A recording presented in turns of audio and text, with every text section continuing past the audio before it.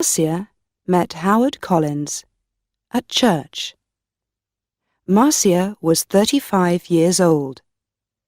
Howard was 41. Howard lived with his mother in a small house on the south side of the town. Marcia lived with her sister and father in an apartment 3 streets away. Marcia did not work. Her father, George Grant, was ill and never left the apartment. He stayed in bed most of the time and always needed somebody with him. So Marcia stayed at home with her father and only went out when her sister Karen was in the house. The 2 sisters were very different. Marcia was short, with a small, round face and short black hair. Karen was 10 years younger. She was tall, had long brown hair and good legs, and a suntan all through the summer. People often said to Marcia, "Your sister is very beautiful." There were always lots of men ready to take Karen out to dinner or to the cinema. But Marcia stayed at home. Karen worked in a shop in the town. When she was at home, she liked to sit up on the roof garden of their apartment building. It was one Sunday in May when Marcia came home with Howard the first time. She took him to see her father. George Grant was in bed. He had grey hair and a grey face. Sometimes he read a book, but mostly he just sat in bed and watched television. "This is Howard, Father," Marcia said. "He works at the hospital, and we met at church. I told you about him last week. Do you remember?" "No," her father said, and he turned his face away, back to his television. He was not interested in new people or his daughter's friends. Just then, Karen came into the room. She wore a white bikini and white shoes. She smiled at Howard. "So you're Howard," she said. "My big sister has got a boyfriend at last." Howard's face went red, and he looked down at his feet. Karen laughed. "Come on up to the roof garden and have some wine. The sun is wonderful this morning." "Oh, Howard began. Marcia looked angrily at her sister. But then she said, "Yes, I must get Father a drink. See you in a minute, Howard. Go up to the roof and talk to Karen." The sun was hot on the roof, and Howard took off his coat. He looked around. There were 3 chairs, a sun umbrella, a sunbed, and a table with 3 glasses and a bottle of wine on it. There were tiles on the floor, and next to the little wall around the edge of the roof, there were some flowers in boxes. This was the garden. Very nice," said Howard. Karen smiled at him. "We don't see many good-looking men up here," she said. "Sit down and have a drink." Howard's face went red again. He gave a shy little laugh. "Oh, thank you," he said. He tried not to look at Karen's long, sun-tanned legs, but it was not easy. "I come up here all the time when it's sunny," Karen said. She began to put suntan oil on her arms and legs. Howard watched. Then Marcia arrived, and the three of them sat in the sun and drank wine. Marcia looked at Howard with love in her eyes. She did not look at Karen. Karen watched them. Her eyes went from her sister to Howard and back again to her sister. She smiled. It was not a nice smile. Every Sunday morning after that, Marcia brought Howard home for a glass of wine after church. Howard stopped his car in the street outside the apartment building, and Marcia said, "Sound the horn, Howard. Tell Karen we're here. Then she can get the wine ready." So Howard gave 3 little toots on his car horn. On sunny days, Karen always came to the wall at the edge of the roof and looked over to wave at them. Then she went to get the wine. She always wore her bikini, or a very short skirt. Marcia never wore short skirts or a bikini. "My legs are too fat for bikinis," she told Howard. "Your legs are very nice," he said shyly. One day in June, Karen asked Howard, "What time do you finish work, Howard?" "About 6 o'clock," he said. "Could you bring me home after work?" Karen said. "My shop's very near the hospital. You drive right past it. And you only live 3 streets away from us." "There's a very good bus," said Marcia quickly. "It stops outside our building." "But the bus is so slow," Karen said. "Please, Howard." Howard looked from one sister to the other.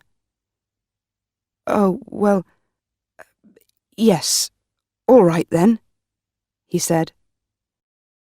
"Thank you," Karen said, and gave him a quick kiss.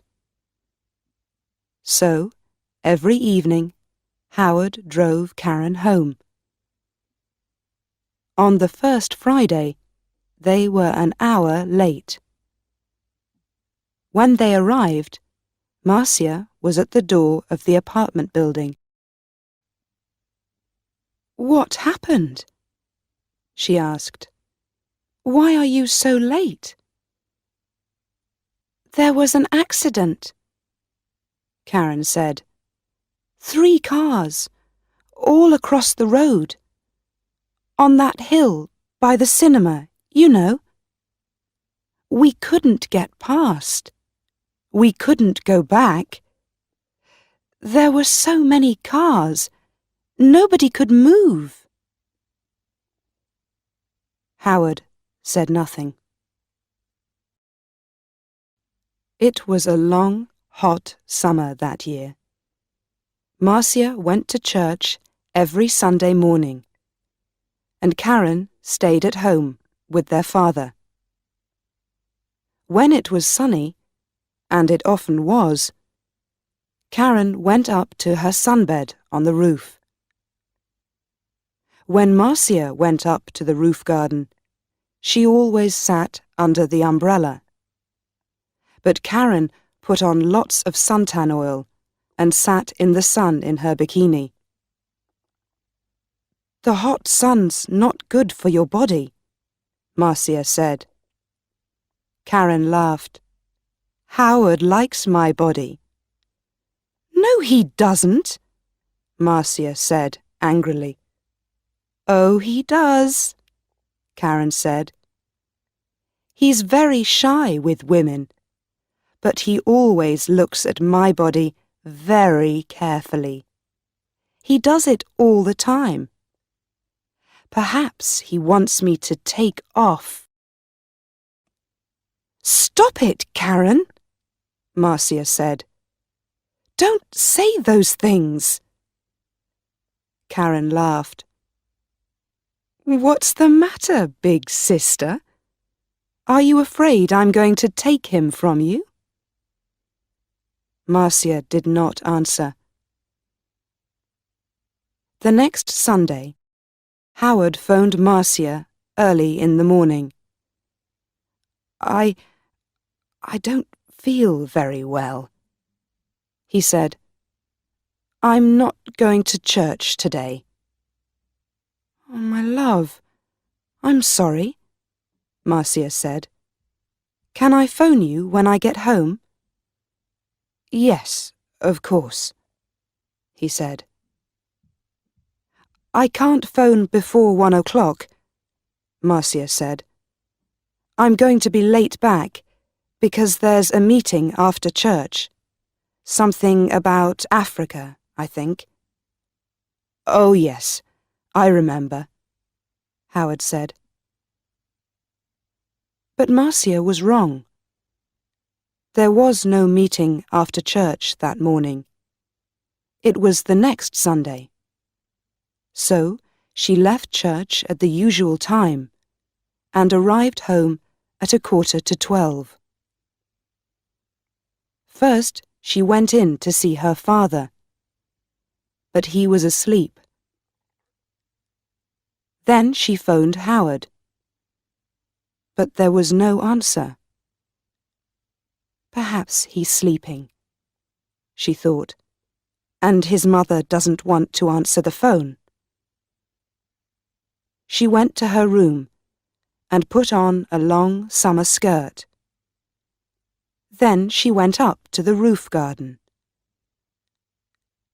She put her hand on the door to the roof and stopped. The door was half open, and she could hear voices. There was someone with Karen. A man. Howard. Howard? Marcia listened. "I feel bad about this," Howard said. "We must tell Marcia soon, Karen."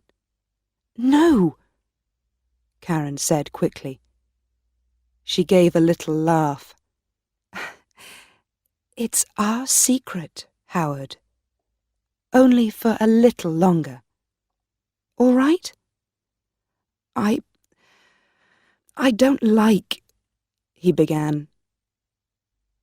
"But you do love me, Howard," Karen said. "Not Marcia? Say you love me, please." Marcia suddenly felt cold. You know I do," Howard answered. "But—" Karen kissed him. "It's our little secret." "Oh, is your car outside, my love? We don't want Marcia to see it." "I didn't bring my car," Howard said. "I walked here." "Good," Karen said. But it's getting late. You must go, before she comes home. They kissed again. See you tomorrow. Usual time, usual place, said Karen. Now go. Marcia moved quickly and quietly away from the roof door and ran to her bedroom. She did not want Howard or Karen to see her. She heard their voices. Then the front door of the apartment opened and closed. Howard was gone. Marcia sat on her bed for an hour. Why, she thought. Why does she do it? I stay at home with an old man all the time. I can't go out to work. I can't make new friends. I can't meet new people. I go shopping once a week, and I go to church once a week. That's all. And then I met Howard.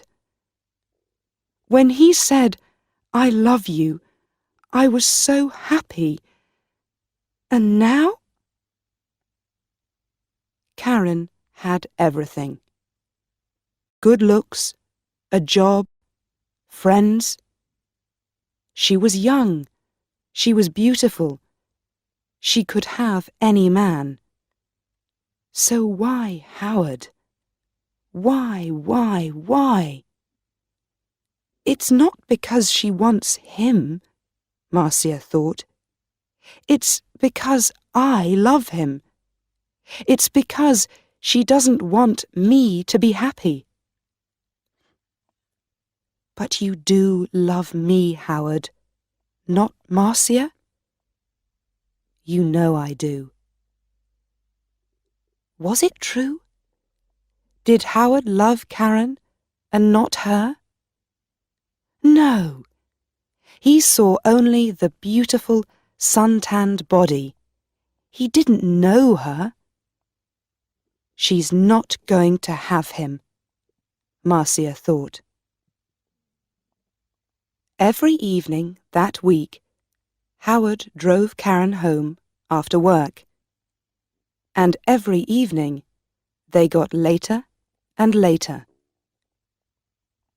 The next Sunday, Marcia didn't go to church. I've got a bad head, she told Karen. I just phoned Howard and told him. And he's coming here after church, as usual.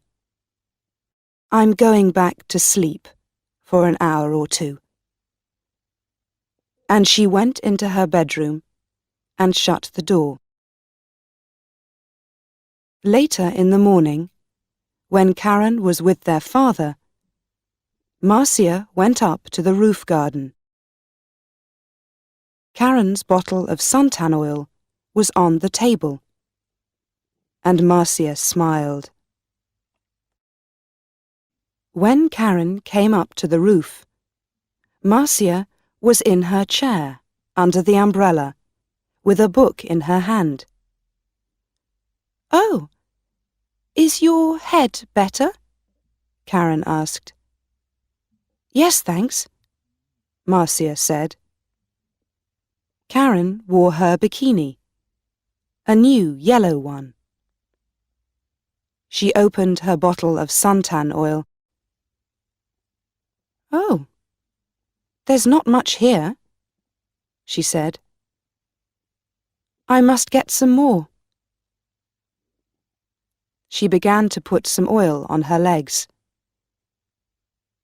20 minutes later, Howard stopped his car in the street below. Up on the roof, Karen and Marcia heard the usual 3 little toots on his car horn. He's here, Karen said excitedly. Your man's here, big sister. and she laughed. Yes, Marcia thought. My man, not yours, Karen. Karen jumped up from her sunbed. She ran to the wall at the edge of the roof to look down and wave to Howard. She had no shoes on, and at the wall her feet suddenly slipped away from under her. "Ah!" she cried. She fell forward and put out her hands to grab the wall. But the top of the wall was slippery too. Her hands could not hold it, and slipped away, off the wall, over the edge. And her body went on too, over the edge of the wall, and down, down, down, down. Before she hit the ground, she knew. Slippery. Suntan oil. Marcia.